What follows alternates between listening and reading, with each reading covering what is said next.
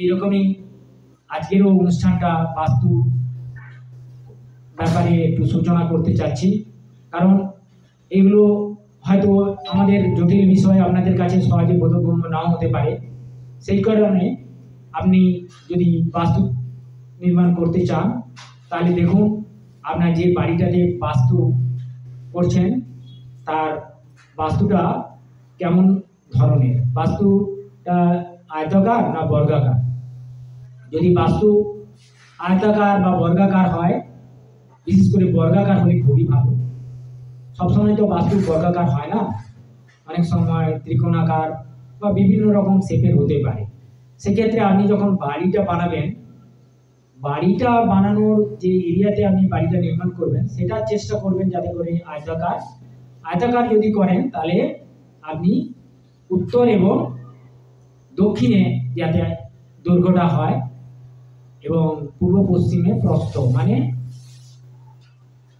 আয়তনটা প্রস্থটা হবে পূর্ব পশ্চিম এবং দৈর্ঘ্যটা হবে উত্তর দক্ষিণ। এই ধরনের আয়তাকার বাড়ি হলে ভালো হয়, কারণ পূর্ব দিকটা যত প্রশস্ত হবে, লম্বা হবে, সেক্ষেত্রে আপনার বাড়িতে সূর্যের আলো প্রবেশের সুবিধা হয় এবং আপনার বাস্তুটা বাস্তুরীতি অনুসারে ভালো হয়।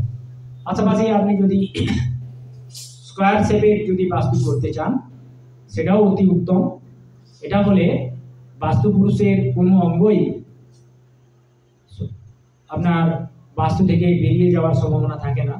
তাই সবসময় আপনারা চেষ্টা করবেন আপনার বাড়িটা যাতে বর্গাকার হয়, স্কোয়ার শেপে।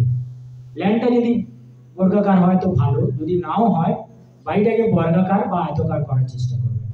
পাশাপাশি বাড়ির যে মেঝেটা সেটা একটু বিশেষভাবে ঢাল করার চেষ্টা করবেন।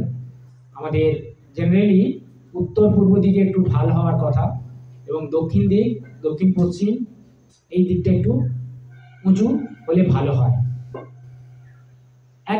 এক ফিটের মতো যদি উঁচু করা যায় সেটা খুবই ভালো হয়। তো এইভাবে আপনি যদি বাস্তুর ভূমিটাকে ঠিকঠাক করেন তাহলে আপনার প্রাথমিকভাবে বাস্তুটা অনেকটাই ভালো হয়। এর পাশাপাশি আপনারা যখন বাস্তু করবেন তখন একটা বিশেষ তিথিতে আপনার বাড়ির শুভ সূচনা করা ভালো।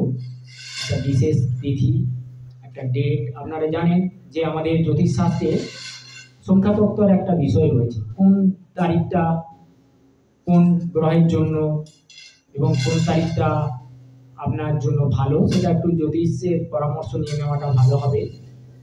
আমি জেনারেলি বলছি চার তারিখটা, 4, 13 এবং 22 তারিখ, 31 তারিখ, এগুলো হচ্ছে নিউমারোলজিক্যাল 4 সংখ্যা, মানে রাহুর সংখ্যা।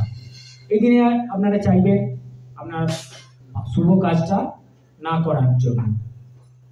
এছাড়া 7 তারিখ এবং এক্ষেত্রে 16 তারিখ এবং 25 তারিখ, এগুলো যদি যোগ করা হয় তাহলে নিউমারোলজিক্যাল সংখ্যা হবে 7। এটা হচ্ছে কেতুর সংখ্যা। রাহু কেতুর সংখ্যা বাদ দিয়ে আপনি বাড়ি তৈরি করার প্ল্যান করাটা আপনার জন্য, প্রত্যেকের জন্য ভালো হবে। এই দিনে বাড়ি শুভ করলেন, বাড়ি শুরু করার সঙ্গে সঙ্গে আপনি আপনার বাড়ির ঈশান কোণটাকে চিহ্নিত করবেন। এই ঈশান কোণ চিহ্নিত করার জন্য একটা সহজ পদ্ধতি আমি বলবো।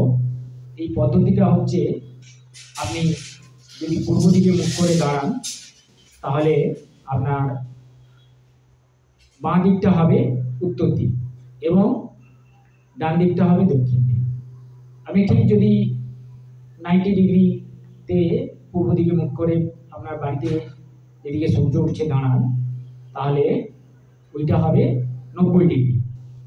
এবার আপনার বাঁ হাত যেখানে থাকবে, হাতটা সোজা করলে যেখানে মিলবে সেটা হবে 0 ডিগ্রি।